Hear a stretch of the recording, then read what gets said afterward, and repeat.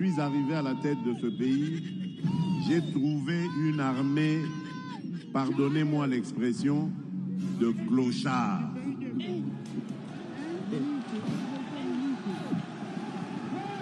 J'ai trouvé une armée structurée. Je leur ai parlé. Une des premières réunions que j'ai eues. Et bienvenue sur notre chaîne. Aujourd'hui, nous parlons de l'armée congolaise, les FARDC, et de sa force face aux défis sécuritaires en République démocratique du Congo. Beaucoup se demandent si l'armée nationale est réellement capable de protéger le pays. Alors découvrons ensemble pourquoi la FARDC reste un pilier de la sécurité nationale. La FARDC, c'est plus de 100 000 hommes et femmes en uniforme répartis sur l'ensemble du territoire congolais. Cette armée est formée pour faire face à des menaces multiples, rebelles, groupes armés locaux et même interventions étrangères. Avec des unités spécialisées comme les forces d'intervention rapide, la FARDC peut réagir rapidement face aux crises et protéger les civils. Leur présence dans des zones comme l'Ituri, le Nord Kivu ou le Sud Kivu démontre leur capacité à maintenir la sécurité même dans des zones extrêmement instables. En plus de sa taille et de sa présence sur le terrain, la FARDC bénéficie d'un renforcement de ses capacités techniques et stratégiques. Les soldats reçoivent des formations continues, y compris avec des partenaires internationaux, pour améliorer le combat urbain, la surveillance et la coordination entre différentes unités. Cela permet à l'armée de rester opérationnelle et efficace, même face à des groupes armés bien organisés. Un autre point clé de la force de la FARDC est sa capacité logistique. Avec des bases stratégiquement situées et des équipements modernes, l'armée peut déployer rapidement des troupes et répondre à plusieurs crues simultanément. L'expérience accumulée au fil des années de conflits internes a permis à la FARDC de développer des tactiques efficaces, tout en maintenant une présence dans des zones reculées où d'autres forces peinent à intervenir. Enfin, la FARDC ne se limite pas à la lutte contre les groupes armés. Elle joue aussi un rôle important dans la protection des populations civiles, la sécurisation des routes commerciales et le soutien aux autorités locales. Cette polyvalence fait de l'armée congolaise un acteur clé pour la stabilité nationale. Chaque opération réussie renforce sa réputation et démontre que, malgré les défis, la FARD reste une force incontournable en RDC. En résumé, la FARDC est forte grâce à sa taille, sa formation, sa logistique et son engagement envers la protection des citoyens. Bien sûr, comme toute armée, elle fait face à des défis. Mais sa résilience et ses succès sur le terrain montrent qu'elle est capable de défendre la République démocratique du Congo. Merci d'avoir regardé cette vidéo. N'oubliez pas de liker, commenter et vous abonner pour plus d'analyses sur la RDC et l'Afrique. La troupe rwandaise à Ouvira, arrestation de Chadari du PPRD. Moi, je commencerai à dire que ma lecture, l'heure est grave. Nous sommes dans une impasse totale. J'ai réfléchi depuis hier, je me disais, où sommes-nous? Où nous allons? Et qu'allons-nous faire? Parce qu'à ce moment-ci, je ne vois aucune lueur d'espoir du côté du gouvernement central, de notre gouvernement, d'une réponse rigoureuse, d'une réponse foudroyante, d'une réponse, comme vous pouvez l'appeler, pour récupérer nos territoires. C'est plus de 100 000 km², c'est plus qu'un Gabon, plus que des pays. Et le deuxième point, je ne vois pas, quand je regarde AFC, Nanga, AFC M23, qui ne sont pas maîtres de leurs décisions, ni de leurs intentions, ni de leurs desseins, ni de leur vie. Alors, ils s'en remettent à une main noire qui est derrière et qui vont les dicter quelle ville il faut prendre, quand est-ce qu'il faut avancer. Ça me montre vraiment que le Congo ne nous appartient pas. Nous ne sommes que Nous sommes nés dans cette terre, mais ça ne nous appartient pas. Les eaux, les forêts, les soleils et tout ce qui se passe au Congo ne nous appartient pas. C'est des gens qui viennent de l'extérieur qui vont nous dire quoi faire. Mais moi, ce qui m'inquiète beaucoup, c'est, entre-temps, nous faisons quoi? Ils se retirent, le gouvernement central fait quoi?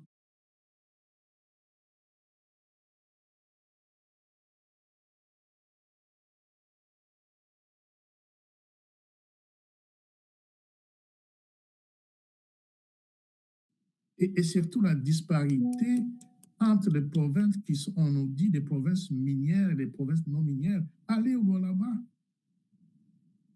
Et regardez, par exemple, au Batouélé, allez à Bouta, allez à Keti, allez à Mambessa, allez à Poko, où on voit, par exemple, au là-bas, où tout le monde se rit pour aller s'enrichir.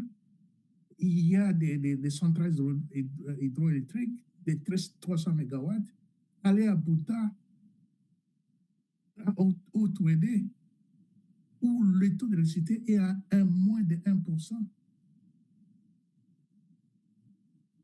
Mais alors, qui va parler à ces populations-là, à ces peuples qui vivent dans la pauvreté parce que tout le monde, parce que Trump veut avoir des minéraux, il s'en fout de la majorité de la population. C'est là où la question, les gens, il y a ceux qui vont célébrer, oh, les États-Unis font ça, et c'est là, c'est là, c'est là. Mais que gagnent les peuples congolais dans tout cela? Les Congos ne nous appartiennent plus, chers amis. Nous sommes dans l'ère est grave. Il n'y a personne qui a le temps ici de célébrer. Que vous soyez du côté du régime, que vous soyez anti-régime, et ça a démontré où nous sommes aujourd'hui. Est-ce que Nanga est fier de ce qu'il fait? Parce qu'il peut quitter par juste un petit coup de téléphone, il va abandonner ses intentions et tout ça. Et le président, il doit se promener partout. Le président Félix doit se promener partout. Et ils s'en remettent à Trump. Parce que Trump, il n'y a personne qui peut jouer avec lui. Mais quel est maintenant? Trump est là pour 2 ans. Et la suite, ça va être quoi? Alors, voyez, nous devons voir le Congo avec un œil un peu plus loin. Regardons loin que nos yeux, les nez. Qu'est-ce qui va arriver dans 2 ans? Et cette pauvreté qui continue. Il n'y a personne ici qui peut me dire, oui, ils vont se retirer. Mais après, c'est quoi? C'est les négociations des Doha ou les accords qui ont été signés, qui ont été violés? Est-ce que le Congo va être rétabli dans son intégrité territoriale? Quelle est l'issue de ces retraits? Mais c'est là, Moutoana, c'est là où nous devons travailler très fort. Hein? Nous devons, comme tu dis toujours, le temps du savoir, c'est là où nous devons utiliser l'esprit critique, la pédagogie comme antidote à ces genres de désinformation et de populisme. Moi, je vous pose la question, que gagnent les peuples congolais dans ces histoires de retrait, de quoi, de ces mains noires? Mais une chose que je suis sûr, que les pays ne nous appartient pas. Que notre héros national, Lumumba, qui nous écoute, Mobutu, qui nous écoute, Tabouley, Luambo qui nous écoute, Malula qui nous écoute, Mosengo qui nous écoute. Qu'est-ce que nous avons fait avec ce pays? Regardez à Kinshasa, où nous ne sommes même pas capables de ramasser les poubelles. Mais ça, c'est le minimum qu'un être humain peut faire pour se distinguer quand vous regardez la pyramide de Maslow. Ou si vous n'arrivez pas à enlever les déchets, vous êtes au niveau des bonobos, des singes. Parce que vous manquez le minimum d'intelligence pour ramasser les poubelles. C'est là où nous sommes. C'est là, M. Moutouana, que nous devons mettre notre accent pour dire, ah, qu'est-ce que nous allons apprendre de ces faits qu'avec un coup de téléphone, les gens ils vont se retirer. Donc, nous ne sommes pas maîtres de notre pays. Nous ne sommes que des locataires de ce pays-là. Alors, nous devons trouver des gens capable de dire non, mais c'est Trump. Le pays nous appartient, vous venez faire des projets, nous devons discuter gagnant-gagnant. Mais il y a d'autres pays africains qui l'ont fait. Le petit qui est à Burkina Faso, il récupère son pays. Et dans 2 ou 3 ans, 4 ans, vous voyez ce qu'il a fait. Le Congo a été ce pays qui a fait autant de choses en termes de recherche, en termes de quoi, où les gens venaient s'abreuver en intelligence, en formation à l'université Lovanium. Mais aujourd'hui, Lovanium n'est même pas parmi les 200 universités en Afrique.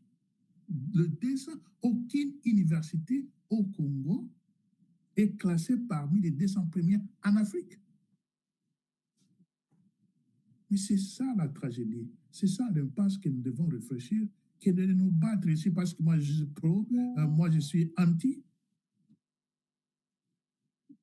Mais c'est ça que nos enfants nous demanderont, que nous avons légué à ce pays-là. Donc je suis là, je vous écoute. Et encore, M. Mtwana, je te remercie pour nous avoir réunis. Parce que si nous ne parlons pas, ce pays continuera toujours à sombrer. Mais essayons de voir exactement c'est quoi le problème. Je vous remercie. Merci beaucoup, Pro Congo, professeur. Mtwana, j'ai une question pour Joe MP. Monsieur Landry, est-ce que nous pouvons d'abord accorder la parole à Monsieur Soukanangai, ambassadeur? Il y a aussi Tokali qui attend, comme ça on va vous prendre. Ouais, merci beaucoup, Mtwana. Bonjour tout d'abord. Je salue Papa Pro Congo, je salue tout le monde ici de cette espèce. Mtwana, permettez-moi de vous dire la vérité. Nous connaissons, comme venez de mentionner ici, les troupes rwandais. Les troupes rwandais qui sont acceptées d'être à Goma, à Bukavu, c'est quelles troupes rwandais? Qui sont acceptés d'être à Rutshuru et à Masisi, c'est quelles troupes rwandais? Pourquoi quand on dit qu'il va se retirer à Bukavu, je crois qu'il devrait quand même le dire d'aller au Rwanda. Mais il va se retirer vers où? C'est toujours au Congo.